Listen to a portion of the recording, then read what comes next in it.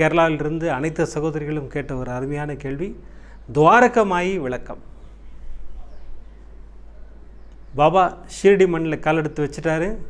ஆவோ சாயின்னு கூப்பிட்டாங்க. ஆனால் பாபா எங்கே தங்குறது?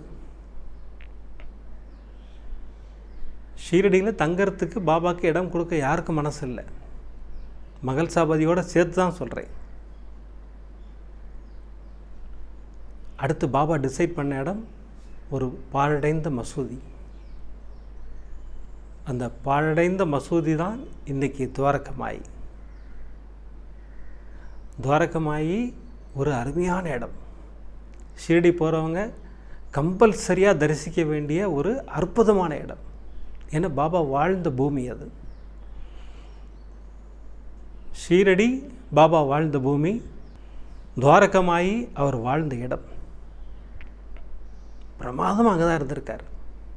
அந்த துவாரகமாயியில் துனி என்னும் ஆன்மீக அற்புத நெருப்பை ஏற்றி வைத்து அதன் சாம்பல் தான் உதி. கேரள சகோதரிகள் எல்லாம் கேட்டுட்ருப்பீங்கன்னு நினைக்கிறேன். அந்த உதி எங்கேருந்து வந்ததுன்னு உங்களுக்கு இப்போ புரிஞ்சுருக்கோம். உங்களுக்கு அது ஒரு அற்புத மாமருந்து. துவாரகமாயி போகிறவங்களுக்கெல்லாம் அள்ளி அள்ளி கொடுத்துருக்கார். பிரமாதமாக கொடுத்துருக்கார். அத்தனையும் மருந்து. இன்று வரை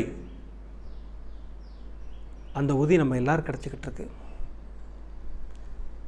அதனால் துவாரகமாயிங்கிறது ஒரு புனிதமான இடம்.